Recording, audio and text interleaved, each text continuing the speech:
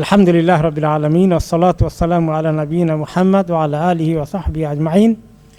আমরা আজকে সূরা ফাতিরের 7 নম্বর আয়াত থেকে তাফসীর শুরু করছি। আল্লাহ তাআলা বলছেন, আল্লাযীনা কাফারু লাহুম আযাবুন শাদীদ, যারা কুফরি করেছে, কুফরির ভিতরেই থেকেছে, যাদের কপালে ঈমানের মতো সৌভাগ্য ঘটেনি, ইসলামকে যারা গ্রহণ করতে ব্যর্থ হয়েছে, তাদের জন্য আখিরাতে আল্লাহ ঠিক করে রেখেছেন আযাবুন শাদীদ, কঠিন শাস্তি। ফি নারে জাহান্নামা খালিদিনা ফিহা, জাহান্নামের দাউ দাউ করা আগুনে তারা চিরদিন থাকতে হবে, কোনোদিন বের হতে পারবে না। কত বড় ক্ষতি! আর সেখান থেকে যাদেরকে আল্লাহ তাআলা উদ্ধার করেছেন দুই তরিকায়। এক তরিকা হলো যাদেরকে আল্লাহ মুসলিম পরিবারে জন্ম দিয়েছেন, আমাদেরকে খুঁজে খুঁজে ইসলামকে বের করতে হয়, এদিক থেকে আমরা সহজেই পেয়ে গিয়েছি। আর এক হলো যারা কিছু কিছু অমুসলিম পরিবারে জন্মগ্রহণ করেও তারা ইসলামকে খুঁজে পেয়েছে, আল্লাহ তাআলা তাদেরকে তৌফিক দিয়েছেন। এমন কিছু ঘটনা আছে যে ইসলাম কবুল করার পরে পিতা মাতা তাদেরকে ইসলাম থেকে সরানোর জন্য হেন কর্ম নাই তা করেনি।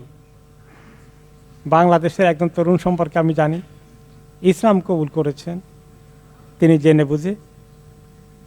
এরপরে তারা যখন জানলেন যে তিনি ইসলাম কবুল করে ফেলেছেন, তারা তাকে নিয়ে ইন্ডিয়া চলে গেলেন। অনেক জায়গায় বহু রকমের তাদের পুরোধা আছে, তাদের শাস্ত্রীয় পণ্ডিতগুলো আছে, তাদের কাছে দেখা করালেন কয়েক শহরে। কিন্তু ভাই আমাকে বললেন, সুবহানাল্লাহ, তারা আসলে কোনো উত্তর দিতে পারেনি। তো যাই হোক, তার জার্নিটা অনেক কঠিন। পিতা মাতা ভাই বোন সবাই অমুসলিম, তাদের খুব মন খারাপ। তাদের পরিবার একটা সন্তান ইসলাম কবুল করে ফেলল। একাধিক ঘটনা ঘটেছে, মানে আমাদের কাছে এসেছে। তো তারা অনেক সংগ্রাম করে, অনেক ত্যাগ করে, অনেক কিছু বিনিময়ে আল্লাহ তাআলা তাদেরকে ইসলাম দিয়েছেন। কঠিন, তাদের কষ্ট হয়ে যায়, পিতা মাতার সঙ্গে সম্পর্ক শেষ হয়ে যাচ্ছে, রাখতে পারছেন না। পিতামাতা তাদের নিয়ে খুব অনেক কষ্টে আছে। পিতামাতা কষ্টে আছে, কিন্তু আখিরাতে তারা বুঝবে, পিতামাতা একদিন কি বুঝবে, সুবহানাল্লাহ, সন্তান কি নিয়ামত পেয়েছে। আর আমরা কত হতভাগা হয়ে গেলাম। আহারে তাদের আফসোস, তাদের নিজের গোশত তারা নিজে কামড়িয়ে ছিঁড়বে কষ্টের কারণে, কেন এই বোকামি করেছিলাম। তো আল্লাহ তাআলা আমাদেরকে এই নিয়ামত দিয়েছেন ঈমানের, এই জন্য সবসময় শুকর আদায় করতে হবে।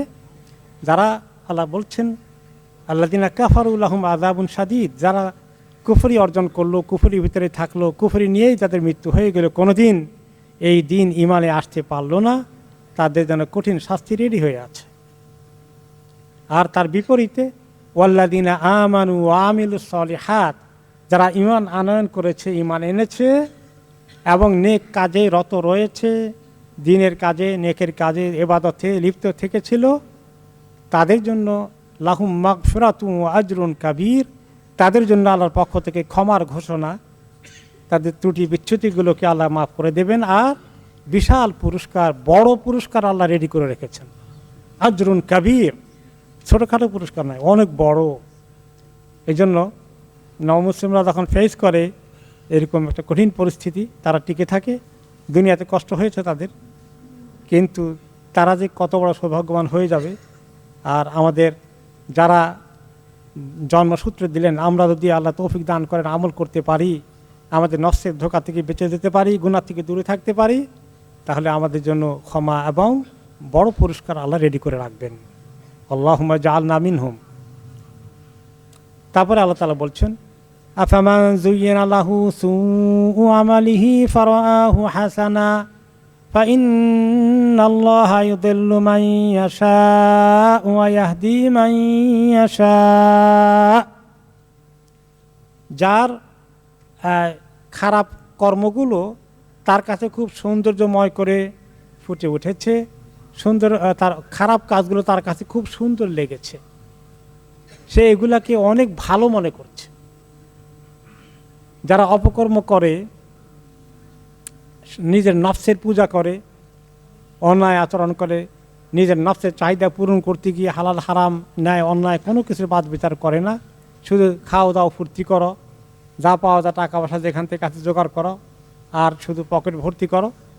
এরকম যারা হালাল হারামে কোনো বাদ বিচার করে না, তাদের অপকর্মগুলো তাদের কাছে মনে হয় না খুব সুন্দর করছে, তারা খুব সাকসেসফুল, তারা অনেক গর্বের অধিকারী, অনেক সময় গর্ব অহংকারও করে। তো এরকম যারা খারাপ কাজকে ভালো মনে করে, কোনোদিন ভালো কাজের দিকে আসতে চায় না, ফাইন্নাল্লাহা ইউদিল্লু মান ইয়াশা ওয়া ইয়াহদি মান ইয়াশা, এভাবেই আল্লাহ তাআলা কিছু লোককে গোমরাহ করেন, পথভ্রষ্ট করে দেন তাদের এই অপকর্মের কারণে, আর কোনোদিন তারা হিদায়াতে আসতে পারে না। আল্লাহ তাদেরকে এভাবেই এই বিপদে চলাটাই বরাদ্দ করে দেন, আর আল্লাহ তাআলা যাকে চান তাকে হেদায়েত দেন, হেদায়েতের দিকে টেনে নিয়ে আসেন। যার ফলে কোনো সময় মানুষ গুনার মধ্যে লিপ্ত থাকার পরেও দেখা গেল হঠাৎ করে এই লোকটার মধ্যে পরিবর্তন হয়ে গেছে, আল্লাহ তাআলা তৌফিক দান করেছেন। তো মনে করতে হবে কেউ চাইলেই হেদায়েত পাবে না, আল্লাহর পক্ষ থেকেও স্যাংশন থাকতে হবে। তবে নিজের চেষ্টা করার পাশাপাশি নিজের উপরে যেন কনফিডেন্স না থাকে, সেই জন্যই আল্লাহ তাআলার কাছে সাহায্য চাওয়া লাগবে।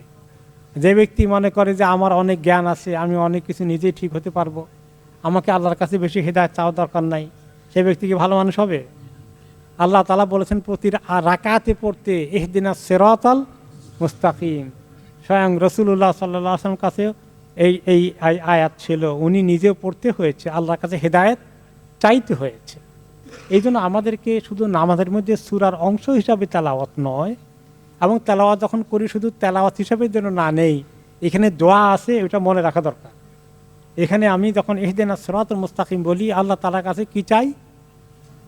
সৎ পথের দিকে হেদায়েত চাই, আমাকে ধাবিত করুন, আমাকে গাইড করুন, আমাকে আল্লাহ সঠিক পথে পরিচালিত করুন। এটা যেন কথায় উচ্চারণের সঙ্গে আমার মনেও আসে। এই জন্য নামাজের এই সূরাগুলো, আয়াতগুলোর অর্থটা একটু বুঝে বুঝে পড়ার চেষ্টা করা কিন্তু খুব কম গুরুত্বপূর্ণ। কি মনে হয়? অনেক গুরুত্বপূর্ণ না? আমরা যারা মনে করেন মাদ্রাসায় লেখাপড়া করিনি, তারা অন্তত এই তর্জমাগুলো পড়া দরকার। বিশেষ করে যে সূরাগুলো নামাজে পড়ি, যে আয়াতগুলো নামাজে পড়ি, সেগুলোর অর্থগুলোকে কয়েকবার পড়লে আপনি অনেকটা বুঝতে সক্ষম হবেন। তাহলে এই আয়াত তেলাওয়াতের সঙ্গে আপনি কি করলেন? ইন্টারাকশন করলেন, এটার সঙ্গে আপনার বাস্তবে একটা সম্পর্ক হলো, আপনি কি পড়ছেন সেটা আপনি মিন করছেন। এই জিনিসটা খুব দরকার আসলে। তো আল্লাহ তাআলার কাছে এইভাবে হিদায়াত চাওয়া দরকার। সূরা ফাতিহা আমরা যখন পড়ি, তো আল্লাহ তাআলাই হিদায়াত দেন, আল্লাহ তাআলাই গোমরাহ করেন, কিন্তু আল্লাহ তাআলা কাছে আমরা চাইলে তিনি আমাদেরকে গোমরাহ করবেন না। এই কনফিডেন্স নিয়ে আমরা চাইব। ফাইন্নাল্লাহা ইউদিল্লু মান ইয়াশা ওয়া ইয়াহদি মান ইয়াশা, তিনি যাকে চান পথভ্রষ্ট করে দেন, যাকে চান তিনি হেদায়েত দিয়ে দেন। ফালা তাযহাব নাফসুকা আলাইহিম হাসারাত, তারা যে হে নবী, কুরাইশ বংশের কাফেররা যখন ওনার আশেপাশে আরব দেশের লোকেরা ইসলামের দিকে আসতেই চায় না, কত দাওয়াত তিনি দিলেন। মক্কায় কত বছর দাওয়াত দিয়েছিলেন? 13 বছর। মাত্র অল্প সংখ্যা 99 জন, একেবারে এত গণি কনফার্ম হওয়া মুশকিল, তাই কোনো ইয়েতে এসেছে। আসলে অল্প সংখ্যকই এসেছে মূল কথা। কিন্তু আল্লাহ তাআলা নবী করিম সাল্লাল্লাহু আলাইহি ওয়াসাল্লাম 13টি বছর দাওয়াতি কাজ করে মাত্র অল্প লোক আসলো দিনের মধ্যে, অথচ আল্লাহ তাআলা ওনাকে সারা বিশ্বব্যাপী মানুষকে দিনের দিকে আনার জন্য দায়িত্ব দিয়েছেন। তিনি অনেকটা মনের কষ্ট অনুভব করেন, হ্যাঁ আমি বোধহয় পারি না, আমি বোধহয় লোকদেরকে বুঝাতে পারি না। তিনি নিজেকে অনেকটা দায়ী করেন, আফসোস লাগে ওনা। তো আল্লাহ তাআলা এই জন্য ওনাকে বলেন, ফালা তাযহাব নাফসুকা আলাইহিম হাসারাত, তাদের দুর্ভাগ্য, তারা ইসলামকে গ্রহণ করো না, এই কারণে আপনার মনের কষ্ট নিয়ে আপনি নিজেকে শেষ করে দিয়েন না। আপনি এত আফসোস করেন কেন? হাসারাত, আপনার দরকার নাই, আপনি কাজ করে যান, আপনার দায়িত্ব আপনি পালন করেন। বাল্লিগ মা উনজিলা ইলাইক, আপনার পৌঁছাই দেন আপনার যে দায়িত্ব আছে। ইন্নাল্লাহা আলিমুম বিমা ইয়াসনাউন, আল্লাহ তাআলা ভালো করে জানেন তারা কি করছে। তিনি তাদেরকে কখন ধরবেন, কিভাবে ধরবেন। আর কিছু তো আসলে মক্কা থাকা অবস্থায় উনি ইসলাম কবুল করেনি, কিন্তু উনি হিজরত করার পরে অনেকেই কবুল করে ফেলেছেন। ওমর রাদিয়াল্লাহু তাআলা আনহু কি সহজেই কবুল করে ফেলেছিলেন? সময় লেগেছে। এরকম অনেক সাহাবীরা এভাবে ফাতহে মক্কার পরে তো সবাই ইসলাম কবুল করে ফেললো অলমোস্ট। তো কিন্তু এই জন্য দাঈ ইলাল্লাহ, যিনি দাওয়াত দিবেন, বুঝাবেন, অনেক সময় আপনি লোকদেরকে বুঝান, তো বুঝাতে বুঝাতে না বুঝলে আপনার মেজাজ খারাপ হয়ে যায়। ছেলে মেয়েদেরকে নিয়ে আমরা সমস্যায় আছি এদেশে, বাংলাদেশে, সব জায়গাতেই। ছেলে পেলেরা শুধু দুষ্টামি করতে চায়, শুধু সারাদিন মোবাইল ফোনে থাকতে চায়, শুধু সারাদিন তার কী বলে এটাকে, এই ডিভাইসের মধ্যে থাকতে চায়। এই যে এটা যে ক্ষতি এত বেশি দেখা, সুবহানাল্লাহ। কিছু আত্মীয় স্বজনের খবর আসে, সুবহানাল্লাহ, মানে জীবন, তাদের জীবন ফেড আপ হয়ে গেছে, বিয়ন্ড কন্ট্রোল, কিছু করতে পারে না। তাদের মেজাজ এত খারাপ হয়ে যায়, তখন মারধর, বকাবকি, চিল্লাচিল্লি, এগুলো যত করেই তত সম্পর্ক আরও কেটে যায়, আরও দুষ্টমি বেড়ে যায়, আরও চ্যালেঞ্জ করে। ওরা তো বুঝে না। তো কাজেই যারা বুঝে না তাদেরকে বুঝাতে হলে যিনি বুঝাবেন তার অনেক ধৈর্য লাগবে। যে পিতামাতা সন্তান দুষ্টামি করলেই মারধর করে, করলেই ধমক দেয়, করলেই মানে বাড়ি থেকে বের করে দেয়, উনি কি কোনো ভালো মুরব্বী হতে পারলেন? তা আমি বলি মাঝে মধ্যে যে দেখেন, বাচ্চা কাচ্চা মনে করে যে তারা ঠেকে নাই, আপনি ঠেকছেন। তারা একদিন বুঝবে তারা আসলে ঠেকে গেছিল কিনা, বড় হলে আফসোস করবে। হ্যাঁ হ্যাঁ, সন্তান তখন নিজে মা বাবা হবে, তখন তার পাবে কত ধানে কত চাল। তো এরকমভাবে আমরা যখন দাওয়াতি কাজ করি, মাঝে মধ্যে মানুষকে বোঝানোর চেষ্টা করি, কিন্তু মানুষ শুধু উল্টোপাল্টা করে, খারাপ মন্তব্য করে। আপনি দিনে দাওয়াত দিতে গিয়েছেন, আপনার ব্যাপার উল্টোপাল্টা কথা বলছে, মনে যেন মার মুখী হয়ে আসছে, আপনি মায়ের দেওয়ার জন্য রেডি হয়ে যাবেন নাকি? তো সে জাহেল। আল্লাহ তাআলা বলেছেন, ওয়াইদা খাতাবাহুমুল জাহিলুনা ক্বালু সালামা।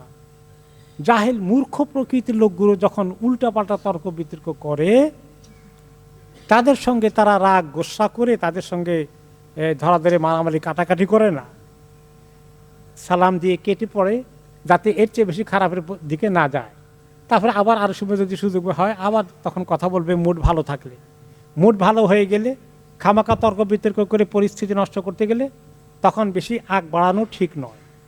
অনেক ক্ষেত্রে দায়ী ইলাল্লাহরা এখানে ধৈর্যের মানে ঘাটতি হয়ে যায়। তারা মারমুখী আসতে গেলেও দায়ী ইলাল্লাহ মারমুখী হয়ে যায়। এটা কি দায়ী ইলাল্লাহ মারমুখী হয়ে যাওয়াটা ঠিক হবে? কারণ আপনি, সে মনে করে সে ঠেকে নাই, কিন্তু আপনি মনে করেন আপনি ঠেকা আছেন, কারণ আপনি আল্লাহর দিকে ডাকছেন। এবং আল্লাহ তাআলা আপনাকে বলেছেন, যখন দাওয়াত দিবে তুমি, তোমার মেজাজ কন্ট্রোল করতে হবে, এসে উল্টোপাল্টা কথা বলবে, তোমাকে সবর করতে হবে। উদু ইলা সাবিলে রব্বিকা বিল হিকমাতি ওয়াল মাউইদাতিল হাসানা। তুমি তোমার রবের দিকে ডাকো, ইসলামের দিকে ডাকো, বুদ্ধিমত্তা প্রয়োগ করে, কখন বললে কদ্দুর বললে হবে, আর কোনটা বললে সে উল্টাপাল্টা যাবে ততটুকু না বলো। সেই মেজাজ গরম করে আসবে, তুমি সেই মেজাজ গরম করো না। ওয়াল মাউইদাতিল হাসানা, তুমি সুন্দর কথায় তার কাছে প্রেজেন্ট করো। যদি আল্লাহ তাআলা তাকে তৌফিক দেয় হলো, না হলে থাক এখন। এবং অনেকে অনেক পরে ইসলাম কবুল করতে পারে। তাই হয়েছে যে আবু সুফিয়ান লিড করেছেন বদর, ওহদ, খন্দক, বড় লিডার, সেই আবু সুফিয়ান ইসলাম কবুল করছেন না একসময়। সুবহানাল্লাহ, অনেক এক্সাম্পল আছে। আমরা কিন্তু অনেক সময় ধৈর্য হারিয়ে ফেলি। আমি তো ভালো কাজ করতেছি, সে তো উল্টাপাল্টা করতেছে, কাজে আমার সমস্ত রাগ করার রাইট আছে। এটা ঠিক নয়। আমাকে আল্লাহ বলছেন তুমি সবর করো। এবং নম্রতা, কোনো কোনো সময় আমরা যখন বক্তৃতা করি রাগ গোসাতে মাইকটাকে ফাটাই ফেলতে চাই বকাবকি করে, এটা আসলে কিন্তু খুব ভালো তরিকা না, এটা ভালো তরিকা নয়। আল্লাহ তাআলা কি বলেছেন, বিল হিকমাতি ওয়াল মাউইদাতিল হাসানা। হ্যাঁ, কোনো কোনো সময় মানে আপনাকে মজবুত করে কথা বলতে হবে, হককে হকের মতো করে মজবুত করে প্রেজেন্ট করতে হবে, কিন্তু বিররেফকে, খুব নম্রতার সাথে, যাতে তার দিলের ভিতরে কথাটা ঢুকে। এটা খুব জরুরি জিনিস। তারপরে বাকিটা আল্লাহর উপরে ছেড়ে দিতে হবে। আল্লাহ তাআলা বলছেন, এত আফসোস করার দরকার নেই, আপনি ঠিক মতোই করছেন, আমি দেখছি। ইন্নাল্লাহা আলিমুম বিমা ইয়াসনাউন, তারা কি কাজ করছে, কি ধরনের ব্যবহার করছে আপনার সাথে, এগুলো সব আল্লাহ তাআলা জানেন এবং দেখেন, তিনি সব নোট করছেন। তাদেরকে কি করতে হবে, তাদেরকে শাস্তি দিতে হলে সেটা আল্লাহর হাতেই ছেড়ে দেন। আপনি নিজেকে এটা নিয়ে এত অস্থিরতা, আপনার এত কষ্ট বাড়ানোর দরকার নেই।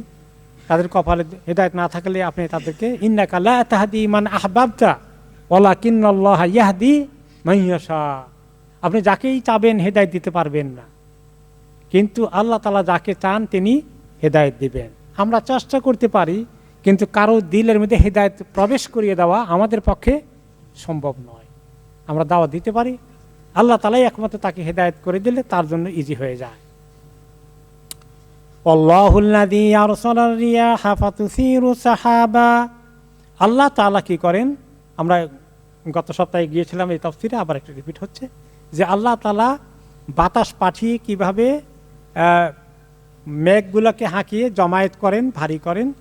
ফাসুকনাহু ইলা বালাদিন মাইয়িত, যেটা গত সপ্তাহে শুনেছি আমরা।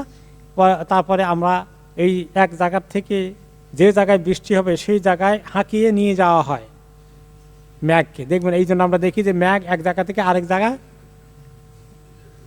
জার্নি করছে, বোঝা যায় নিচের থেকে, মনে হয় কি তাকে হাঁকিয়ে নিয়ে যাচ্ছে। হাঁকিয়ে নেওয়ার দায়িত্বশীলও আছে এই আবহাওয়ার যিনি কর্মকর্তা আল্লাহর পক্ষ থেকে ফেরেশতা, তার নাম কি? মিকাইল আলাইহিস সালাম। এবং ওনার আন্ডারে অনেক বাহিনী আছে, সেই বাহিনীরা হাঁকিয়ে নিয়ে যায় এবং এক পর্যায়ে গিয়ে সেখানে বৃষ্টি হয়। কোন জায়গায় নিয়ে যায়? ফাসুকনাহু ইলা বালাদিন মাইয়িত, এমন এক দেশে নিয়ে যায় যেখানে খরায় দেশটা মনে হয় মরে গেছে, শুকাতে শুকাতে খরায় একদম জ্বলে পুড়ে গেছে। সেখানে বৃষ্টি নাযিল করার জন্য যখন অর্ডার করি, মেঘ হাঁকিয়ে সেখানে নিয়ে যাওয়া হয়। ফাআহইয়াইনা বিহিল আরদা বা'দা মাউতিহা, এই মরা জমিনকে আমরা বৃষ্টি দিয়ে আবার তাজা করে ফেলি। কাযালিকান নুশুর, এখান থেকে তোমরা লেসন নিতে পারো, তোমাদের এই মৃত মানুষকে আমি কিভাবে নবজীবন দান করব, পুনরায় তোমাদেরকে উত্থিত করবো হাসরের ময়দানে। এই মরা জমিন একদম পুরো জ্বলে পুড়ে চলে গেছে, কোনো জীবনের চিহ্ন নেই, গাছপালাগুলো পর্যন্ত মরে গেছে। সেখান থেকে আবার কিভাবে বৃষ্টির এক পশলা বৃষ্টি হয়ে গেলে ফসল কিভাবে বেড়ে উঠে, এটা থেকে শিক্ষা নাও যে আল্লাহ তাআলা তোমাদেরকে এভাবেই পুনরায় উত্থিত করবেন।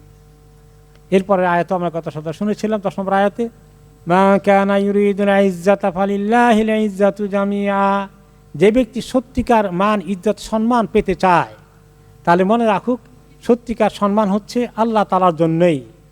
আর পরবর্তী পর্যায়ে আল্লাহ তাআলা ওয়ালিল্লাহিল ইজ্জাতু ওয়ালি রাসূলিহি ওয়ালিল মুমিনিন, আল্লাহ তাআলা অন্য আয়াতে বলেছেন সত্যিকার ইজ্জতের মালিক, সত্যিকার সবচেয়ে বড় সম্মানের মালিককে আল্লাহ।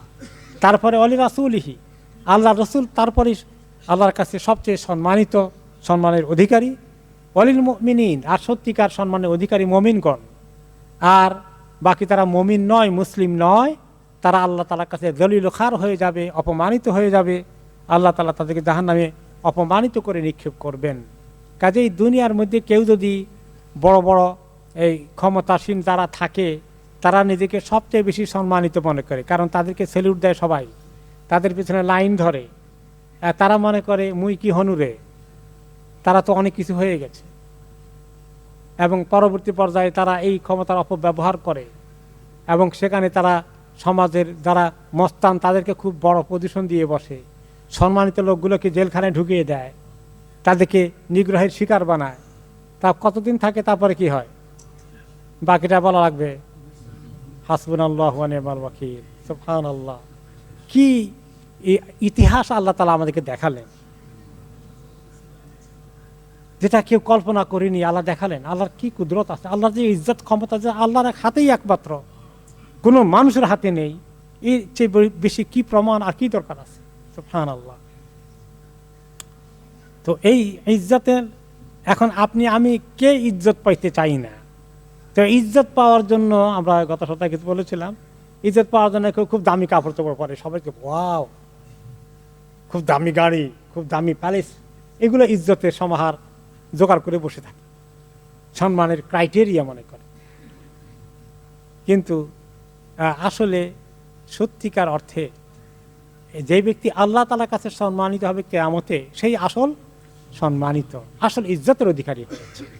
আর যে ব্যক্তি আল্লাহ তাআলার কাছে অপমানিত হবে এবং জাহান্নামে নিক্ষিপ্ত হবে, সেই ব্যক্তি সবচেয়ে বেশি অপমানিত এবং নিকৃষ্ট হয়ে গেল। এই জন্য সালফে সালেহিন বলেছেন, মান আরাদা ইজ্জাত দারাইন ফালইউতিল আজিজ। যে ব্যক্তি দুনিয়া আখিরাতে সম্মানিত হতে চায়, সেই ব্যক্তি যিনি আজিজ আছেন, সেই আজিজের কথা মেনে চলুক। আল আজিজ মানে যিনি সবচেয়ে বড় ক্ষমতার অধিকারী, আর সবচেয়ে বড় ক্ষমতার কারণে তিনি সবচেয়ে বড় সম্মানের অধিকারী। ওই আজিজ, ইজ্জত থেকে আজিজ আল্লাহর নাম, আল্লাহ তাআলার একটা সিফাতি নাম আল আজিজ। এই জন্য আমরা অনেকে নাম রাখি আব্দুল আজিজ। যে আজিজের মধ্যে শক্তি, ক্ষমতা এবং সম্মান দুটো একসঙ্গে আছে, ইজ্জত থেকে আজিজ। তো আসল যে ব্যক্তি সম্মানিত হতে চায় দুনিয়া এবং আখিরাতে, সেই জন্য আল্লাহ তাআলার কথা মেনে চলে, শরীয়ত মতো চলে, গুনাহ থেকে দূরে থাকে, নেক আমল বেশি করে, তাহলে আসলে সেই ব্যক্তি সম্মানিত হবে। তার চেয়ে সম্মানিত কেউ হতে পারে না। এরপরে আল্লাহ তাআলা বলেন যে ফালিল্লাহিল ইজ্জাতু জামিয়া ইলাইহি ইয়াসআদুল কালিমুত তাইয়্যিবু ওয়াল আমালুস সালিহু ইয়ারফাউহু। যত সুন্দর জিকির, আজকার, দোয়া, তেলাওয়াত আমরা করি, এগুলো আর যত নেক আমল করি, নামাজ পড়ি ইত্যাদি, সব কিছু আল্লাহর কাছে উঠতে থাকে।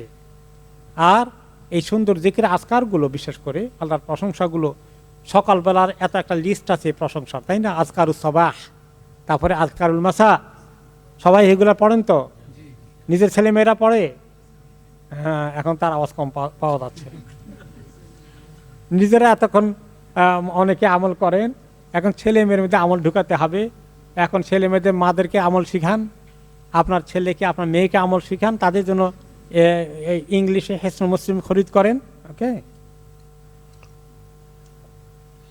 তো এই যে সকাল সন্ধ্যার এত প্রশংসা আল্লাহ তাআলা আমরা করি, আসবাহানা ও আসবাহাল মুলকুলিল্লাহ, আমসাইনা ও আমসাল মুলকুলিল্লাহ, আমরা সকাল করলাম আল্লাহ তাআলার জন্য, সমস্ত ক্ষমতা আল্লাহর হাতে।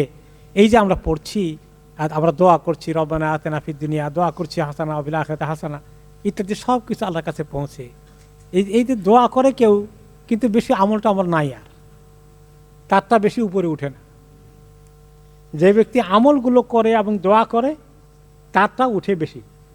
সেই জন্য আল্লাহ তাআলা বলছেন এখানে যে ইলাইহি ইয়াসআদুল কালিমুত তাইয়্যিব, আল্লাহর দিকে উঠে সুন্দর সুন্দর কথাগুলো, আল্লাহর প্রার্থনাগুলো, আল্লাহর কাছে দোয়া করাগুলো, আজকারগুলো সুন্দর করে উঠে, ওয়াল আমালুস সালিহু ইয়ারফাউহু, আর যত আমলে সালেহ বেশি থাকে এগুলো আরও বেশি উঠাই দেয় এগুলোকে। আর কারো আমল কেমন নাই, তেমন বেশি নাই। নামাজ কালামের অনেক ত্রুটি আছে, পর্দা পুরুষদের ত্রুটি আছে, হালাল হারামের ত্রুটি আছে, কিন্তু একটু জিকিরটা করে ঠিক মতো, এটা গতি খুব মন্থর, এটা খুব বেশি উঠতে পারে না। আর আমল থাকলে শো করে উঠে যায়, আল্লাহর কাছে পৌঁছে যায়, তাড়াতাড়ি কবুল হয়ে যায়। তাহলে এখানে প্রমাণ পাওয়া গেল যে আমরা দোয়া করি, অনেক বিপদে পড়লে হায় রে এমন দোয়া করি আল্লাহ তাআলার কাছে, আমার অমুক অসুস্থ হয়ে গেছে, আল্লাহ ভালো করে দেন, এমন কান্নাকাটি করি। তো এখন কান্নাকাটি করতে করতে বলি যে আল্লাহ এত দোয়া করলাম, কই দেখি তো ভালো তো হলো না। তো সেটা আরেকটা চ্যাপ্টার, যে আল্লাহ তাআলার কাছে দোয়া করলে কোনো দোয়া বৃথা যায় না, যেটা চাইছি সেটা আল্লাহ দেবেন, না হলে অন্য একটা বিপদ ঠেকাবেন।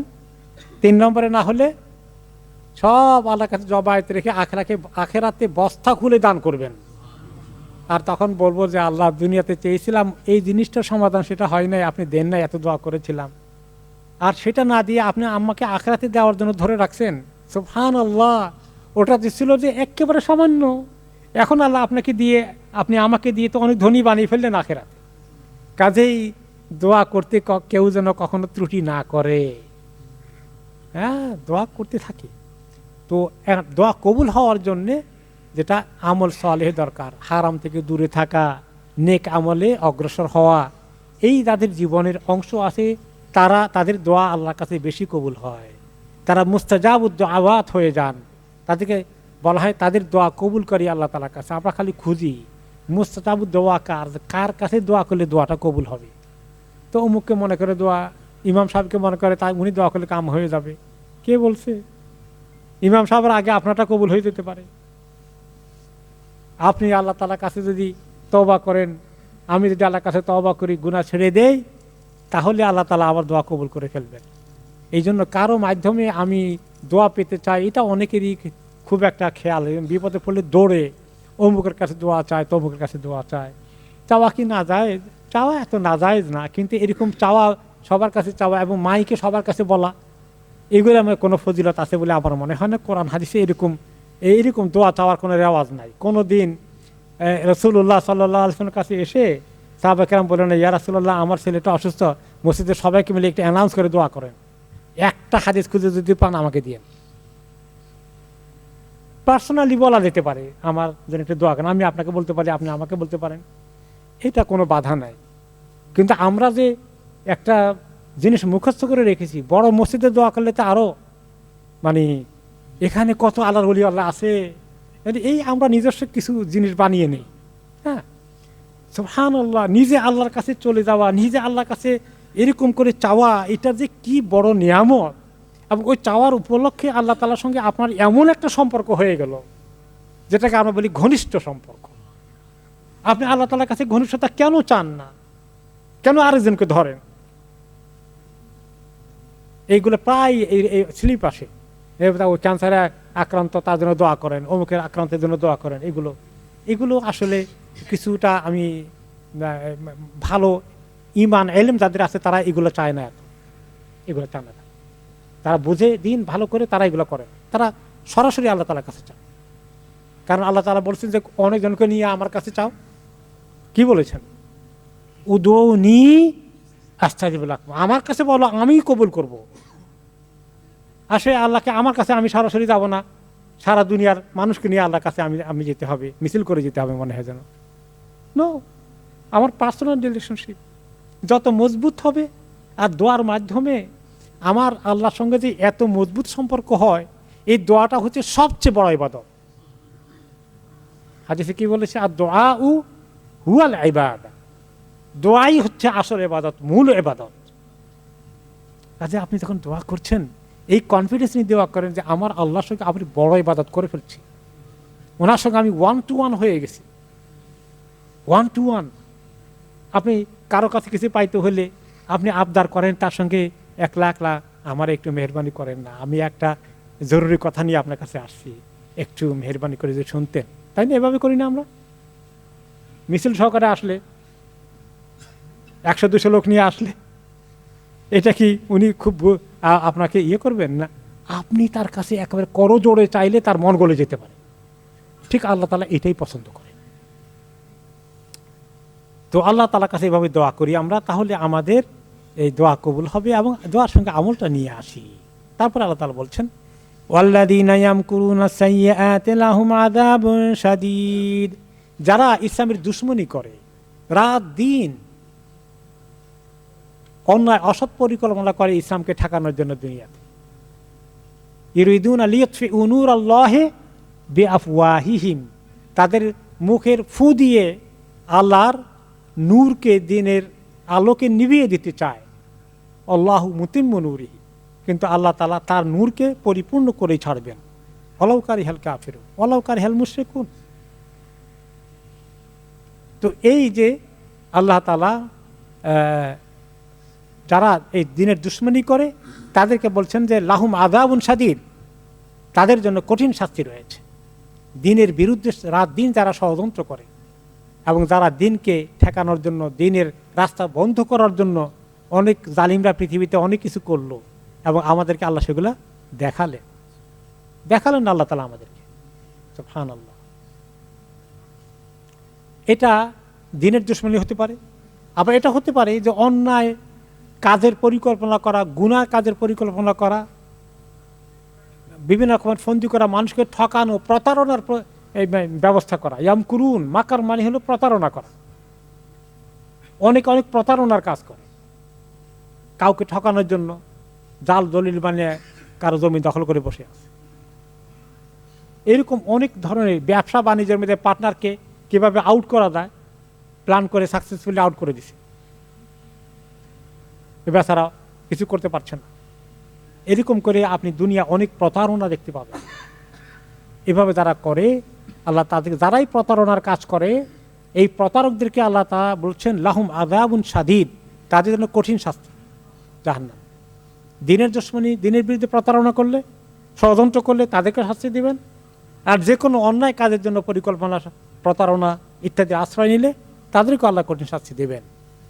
ও মাকরু উলাইকা হুয়া ইয়াবুর, আর যারা এরকম দিনকে ঠেকানোর জন্য পরিকল্পনা করে, এই ষড়যন্ত্র তাদের বিরুদ্ধেই একদিন চলে আসবে। ওয়া মাকারু ওয়া মাকারাল্লাহ ওয়াল্লাহু খায়রুল মাকিরিন। দুনিয়া মক্কার কাফেরদেরকে আল্লাহ কি বলেছেন? যে তারা ষড়যন্ত্র করে রাত দিন দিনের দুশমনি করতে, আর আল্লাহ ষড়যন্ত্র তাদের মোকাবিলায় রেডি করছেন, আল্লাহর পরিকল্পনা রেডি করছেন, আল্লাহু আল্লাহর কৌশল রেডি করছেন। আল্লাহ ষড়যন্ত্র করা লাগে না, কারণ ষড়যন্ত্র এটা খারাপ জিনিস, অসৎ প্রকৃতির লোকেরা সেটা করবে। কিন্তু আল্লাহ তাআলা ষড়যন্ত্র ঠেকানোর জন্য যে পরিকল্পনা করেন, সেটাকে আরবিতে আল্লাহ মাকর শব্দ ব্যবহার করেছেন, যেটা শাব্দিক অর্থ ষড়যন্ত্র। কিন্তু আসলে আল্লাহ তাআলা ষড়যন্ত্র করা লাগে না, আল্লাহ তাআলা পরিকল্পনা করা লাগে শুধু। আর মানুষ ষড়যন্ত্র করে কি জন্য জানেন? কারণ তার ক্ষমতা নাই, পারবে না, সহজে ধরা পড়ে যাবে, এই জন্য ষড়যন্ত্র করতে হয়। তো আল্লাহ তাআলাকে তো এরকম কেউ ধোঁকা দিতে পারবে না। কিন্তু আল্লাহ তাআলা তাদেরকে অমাকারু অমাকারাল্লাহ আল্লাহু খায়রুল মাকিরিন, এবং এখানে বলছেন অমাকরু উলাইকা হুয়া ইয়াবুর, তাদেরই এই ষড়যন্ত্র তাদের বিরুদ্ধে একদিন যাবে, তাদেরই ক্ষতি করে বসবে, তাদেরই 12টা বাজাবে। তাদের ষড়যন্ত্র তাদের পক্ষে থাকবে না, তাদের বিপক্ষে চলে যাবে। এবং আমাদের নিজের চোখে আমরা দেখতে পাচ্ছি দুনিয়াতে কিভাবে তাদের ষড়যন্ত্র তাদের বিরুদ্ধে টার্ন করেছে। তারপর আল্লাহ তাআলা মানুষকে ডেকে বলছেন যে দেখো মানুষ, তোমার সৃষ্টি, তোমার গায়ে এখন অনেক শক্তি, তুমি জওয়ান, তোমার অনেক টাকা পয়সা আছে, তোমার অনেক ক্ষমতা আছে, অনেক কিছু চাইলেই করতে পারো। কিন্তু তুমি কি ছিলে? আল্লাহু খালাকাকুম মিন তুরাব, তুমি মানুষের গোড়া কোথায়?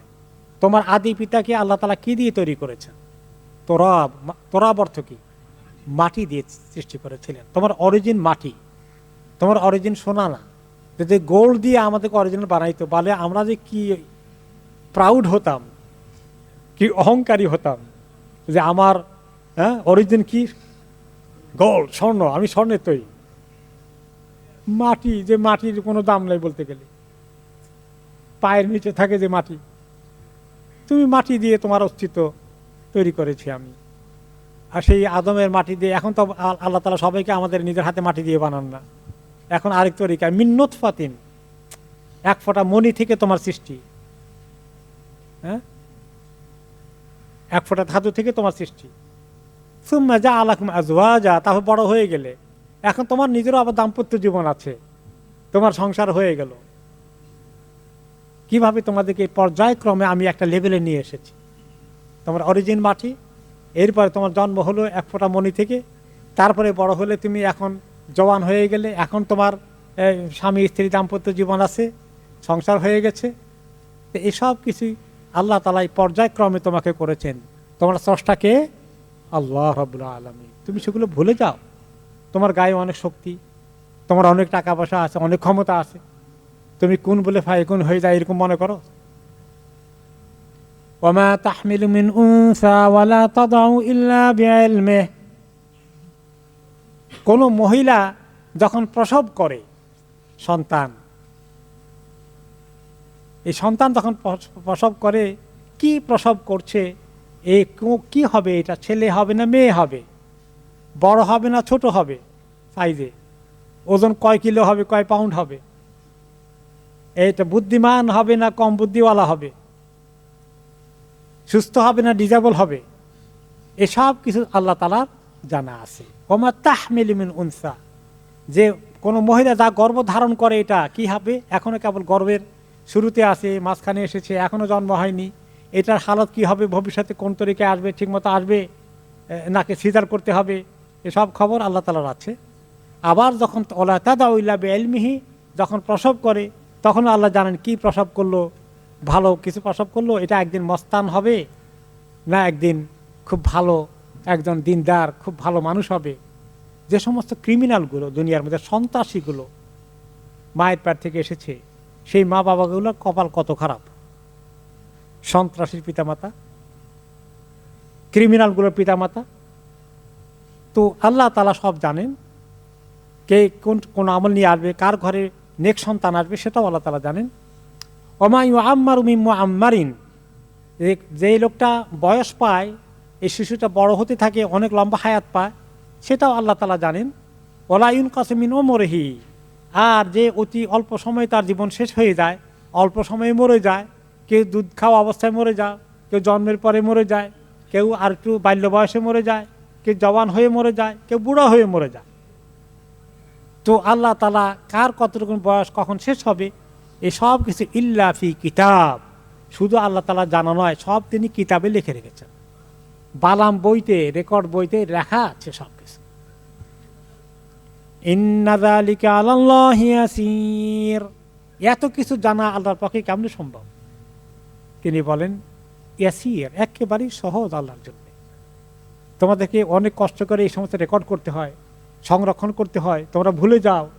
হ্যাঁ, তোমাদের এগুলো অনেক সময় রেকর্ড বালাম বই হারিয়ে যেতে পারে, কিন্তু আমার আল্লাহর কাছে সংরক্ষিত থাকার ব্যবস্থা একেবারেই সহজ, কোনোটাই হারিয়ে যাবে না, কোনোটাই নিশ্চিহ্ন হয়ে যাবে না।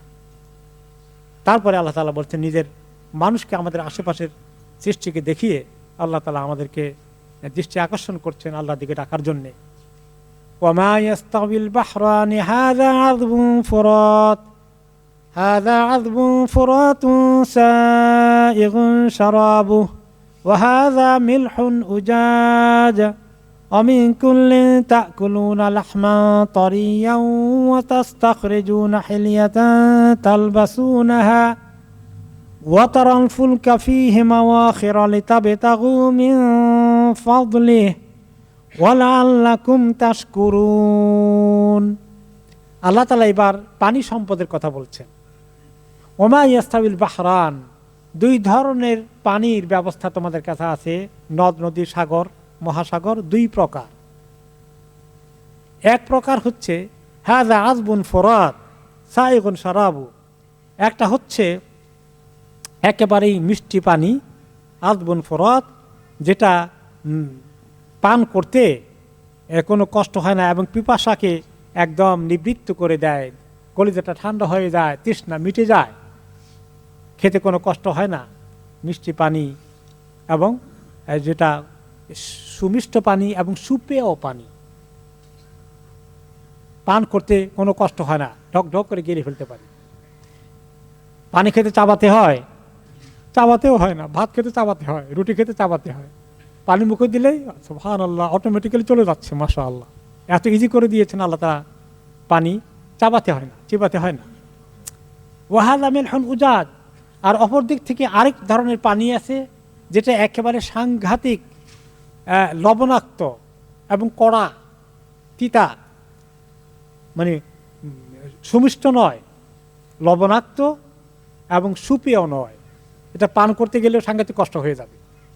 কোনো সব বিপদে বলে না থাকলে সমুদ্রের মধ্যে কোনো জায়গায় যদি পরে যে পানি শেষ হয়ে গেছে, তখন খেয়ে হয়তো যান বাঁচাতে চাইবে, তো কিছু খাওয়া যাবে, কিন্তু এত মজা লাগবে, এত লবণাক্ত এবং সুপেয় নয়। দুই রকম আছে। তো দুই রকম আল্লাহ তাআলা কেন বানিয়েছেন? সব পানি একরকম বানালেন না কেন? এর মধ্যে অনেক রহস্য আছে না, এর মধ্যে অনেক কিছু আছে। ওয়া মিন কুল্লিন তা'কুলুনা লাহমান তারিয়্যা, আর এই দুটো থেকেই তোমরা ফ্রেশ গোশত পাও, দুটো পানি থেকেই তোমরা ফ্রেশ গোশত নিয়ে খেতে থাকো। এটা তো মাছ, মাছের আল্লাহ তাআলা গোশত বলে দিয়েছেন। তো মাছকে যদি আপনি কি সবজির মধ্যে রাখা হবে না গোশতের গ্রুপে রাখা যায়? কোনটার মধ্যে রাখা যায়? গোশতের গ্রুপে পড়বে। এটা তো সবজির গ্রুপে, ফ্রুটের গ্রুপে পড়বে না। সেই হিসাবে এটা এক ধরনের কি বলে এটাকে আর সায়েন্সের ভাষায়,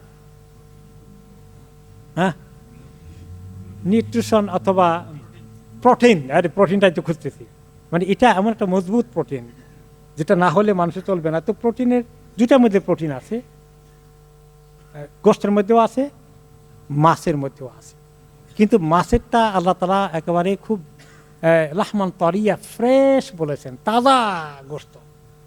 তার মানে এই তরিয়ান একটা এখানে অ্যাডজেক্টিভ লাগানো হয়েছে, সেফা মৌসুফ লাগানো হয়েছে, যার মাধ্যমে যে এটা অনেক ভালো। তো দুইটাই যদি গোস্তের ক্রাইটেরিয়া রাহমানের মধ্যে পড়ে, মাছ আর গোস্ত দুটোটাই সমান না, কোনটা বেশি ভালো?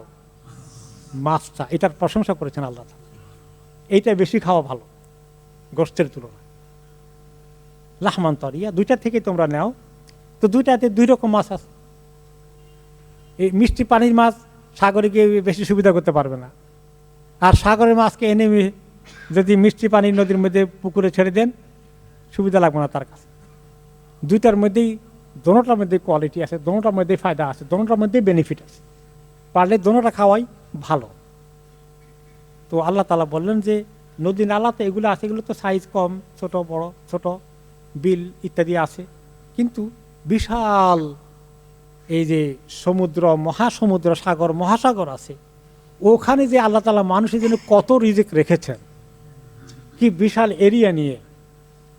এবং এগুলো অনেক সময় সি ফুড, সি ফিশ কিন্তু অনেক উপকারী বিভিন্ন দিক থেকে।